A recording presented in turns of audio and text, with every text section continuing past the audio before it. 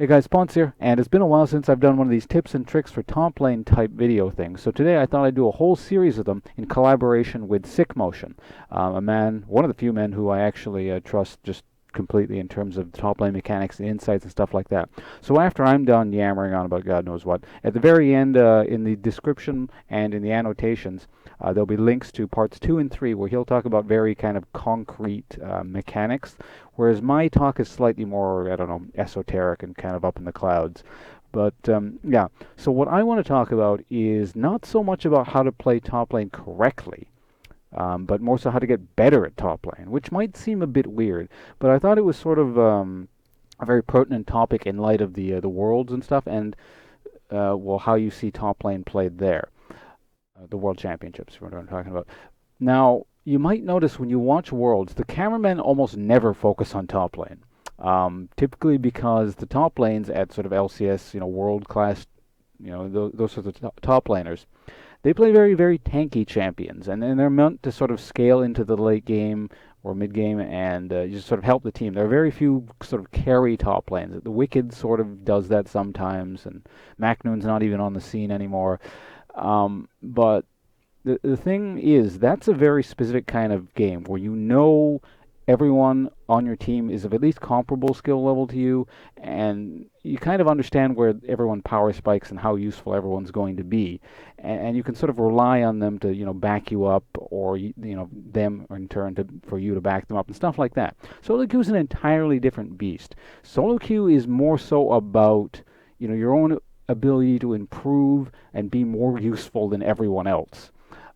So when I see people doing the kind of getting into this mentality of top lane is this boring tank only, I'm going to sit back and farm for the next 20 minutes, it kind of irritates me a bit because it almost seems like on an individual level, people who do that are falling into this trap, not necessarily intentionally, but kind of it's almost like they're limiting themselves to just doing this and never wanting to have a bigger impact on the game, and kind of forcing the issue and saying, I'm going to win my lane, I'm going to stamp my foot down here, make my claim, I'm going to carry you guys, just watch me. People who want to do that tend to go in other lanes, and it's top lanes become a bit of a bore. So I'm going to showcase sort of an old game and kind of show you what I'm talking about. So I'm just going to have this playing in the background here. It's on YouTube. In fact, we can fast forward like 10 seconds or something. There we go. So I'm going to head into lane here. You'll notice pretty much right away I'm going to take a relatively aggressive stance. It's like, even if I'm going to take damage, I'm more so putting sort of this psychological pressure down, kind of saying, okay, this is my lane, I'm going to do what I want, and you'll see me just like walk up to Ryze blatantly, which might seem like a crazy thing to do, but I'm like, whatever, I'm going to auto attack this. Ryze, I don't care. I'm going to Q you. I'm going to walk up to you and get my passive off while you're just stuttering around and kind of confused.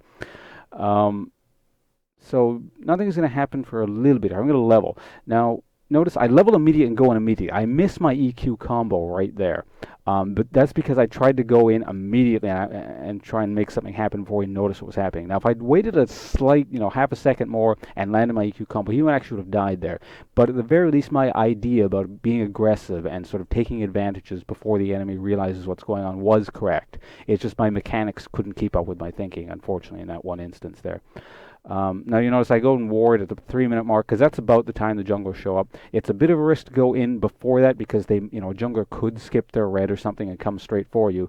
But that's so unlikely that I'm just not going to play around that most of the time. And I'm aggressively pushed up with the ward down, and he came from the jungle, but you notice I saved all my skills, so I'm like, I don't care if the jungler comes, I'll just EQ out. And I was always, because I saved the skills and I was also kind of away from that brush. So basically, there was no way for me to actually die there, and I'm kind of basically pushing the Ryze in. So nothing happens for a little bit here. I'm just kind of CSing. Ryze decides, okay, now I can go, and he thinks he's a big man, he can go in here. And so I'm just going to back off. I say, okay, come on, follow me to my minion wave. At this point, hold on a sec. This was actually a really kind of, I'm pausing it here because what I'm doing here is actually, In a technical sense, what I'm doing here is bad. I actually went in at this point. I do kind of vaguely remember my thought process, even though this is a long time ago. But I'm like, I think I can kill him. I'm not sure. It looks really bad for me, but this is so on the edge. I'm going to go in and just see what happens. Because, if I die, it's a learning experience. Okay, it's going to be close one way or the other, but, I'll learn the limits of this character better. And if I get a kill, well, that's just great. So the fight sort of plays out like this. Rise kind of can't decide whether or not what he wants to fight me or not. At this stage, we're pretty much guaranteed to trade kills if Rise plays it right. Um, Rise couldn't really back off either because I have a flash save. So if he tries to back off, he's out of mana. He can't keep using skills on me. However, I also have, if he tries to run away, I have the option of flash Q onto him, and so he'd die. So the right choice at this point is basically I'm forcing him to brawl. I'm just, yeah, I'm in here. And however, Rise cracks. He flashes away. Basically, I presented him with too many options, and I'm going to take a sort of a wild guess here, but I'm thinking the fact that I'd sort of established lane dominance early put him in a certain sort of defensive mindset. And once, I jump on him and I make things really hectic for him, he just kind of cracks and tries to run away. If he had auto-attacked me one more time there, we would have actually traded kills, I'm pretty sure. He was doing about 40 damage at the time, and then minions would have killed me. However, on my end, my thinking is just completely one directional. It's like I am going to go in and I'm going to kill you. If I die in the process, I don't care, but I am just going in. I have no sort of wavering in my thought process, and so I just flash in and get the kill like that, and then I back off. So now we're going to come to the point of my sort of very aggressive. I'm going to go in and I'm going to be greedy and push the absolute limits of my character. Here's the limitation of it. Just watch this. I'm going to go like, oh, it's kind of a greed thing. It's like I want a little bit more money. I'm in so much danger. This is a stupid thing. I know it's stupid. If I were to turn the sound on, you can hear me saying in a second here, this is like a terrible idea, but I'm going to leave the sound off. And I'm like, oh, well, shit. Now I'm dead because well, I push the absolute limits of how much gold I could get, the limits of the character, and I end up paying for it in the end like this. I'm going to fast forward a little bit since I it's just waiting for this. Now, when I say be super aggressive and all that stuff, I don't mean constantly just be going in all the time. That it makes people too wary, and you tend to not get as many opportunities. Or capitalize on many opportunities when you're just full on aggression. I know at this point I am much stronger than the Rise. I can bully him around, but I'm willing to back off at times. I just Q poke him. I'm gonna stand back here and there. If I really wanted to bully him and try and bully him, I'd stand in front of his minion wave over there. But I'm biding my time because I know I can do this, and bam, look like he's below half health. Because I'm just kind of he doesn't actually understand my power spike, so I'm just kind of waiting back, waiting for the perfect opportunity to get as much damage as possible. So by when I say establish lane dominance and be aggressive, I don't mean just bullhead charge into him every time and force him to keep backing off. That tends to not really lead anywhere. So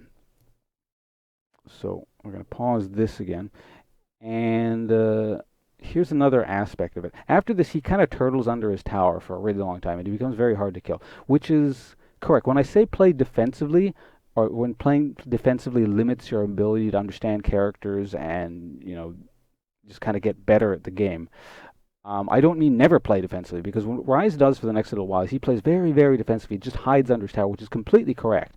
If you were to come out and challenge me, I would kill him instantly. He just starts feeding, and, so I'm not saying don't play defensively, but I'm just saying, at least go into lane typically. Not always, because I do know there's exceptions to any rule. But, when you really want to improve, you got to push the limits of your character and really try and go for the fight. And have the confidence that, you can beat anyone. Now, like I said, I'm going to go fast forward to about the 650 mark. I put a lot of damage onto his tower. I didn't back. At this point, I'm out of mana. So again, leading into the whole lane aggression, dominance kind of thing. Again, it's not just all in and just being stubborn about it. At this stage, I'm like, oh, wait, I have no mana. If I stick around in lane, I can't actually do, like, I can stay in lane. That's not an issue. If I really wanted to, I could stay there and just kind of slowly farm trade with them. However, I recognize that At this point, I can't make plays in lane, so I'm just going to concede this part here and back off and say if I come back with some mana and some items, I can make something big happen. So you always need to be considering, can I actually do anything right now where I am? If you're not actually actively accomplishing anything, continuing or sort of furthering the lead you've already gotten, you're not being very useful. So just at some points you do need to back off. It's not all gas pedal. Sometimes there's a bit of brake. You go to the gas station.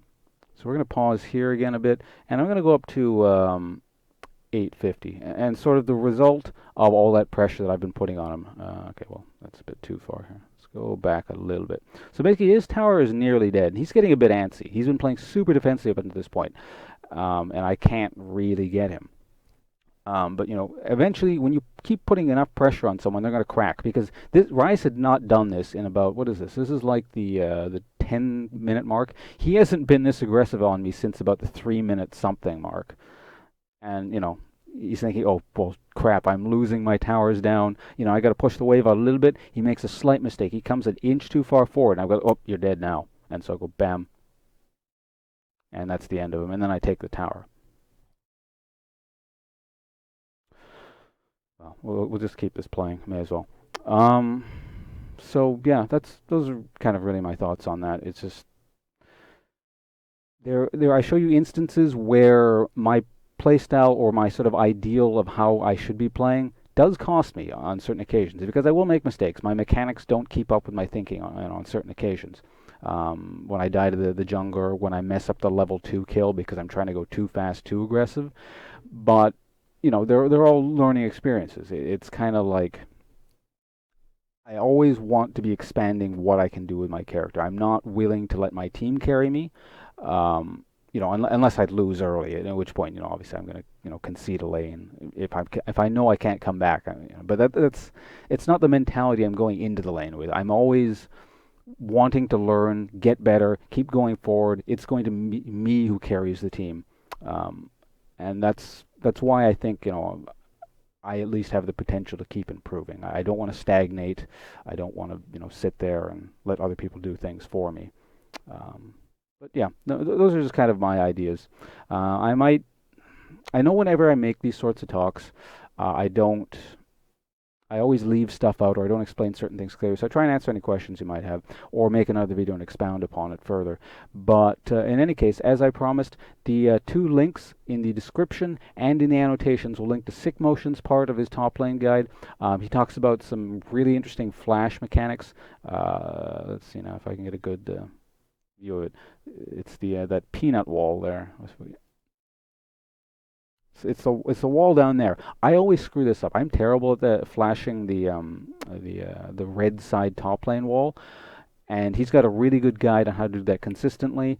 Some other interesting flashpoints, really really good insights into warding. The man knows his stuff. Like I was saying, I'm more sort of in the cloud, esoteric kind of floofy kind of guide. He's got some really concrete information for you guys. So I highly recommend you check out both those links. Like I said, they're going to help me. So, I think they're going to help you guys as well. In any case, thanks for watching, guys. Enjoy the rest of the guide. I'll see you around for whatever video I might make next. Goodbye.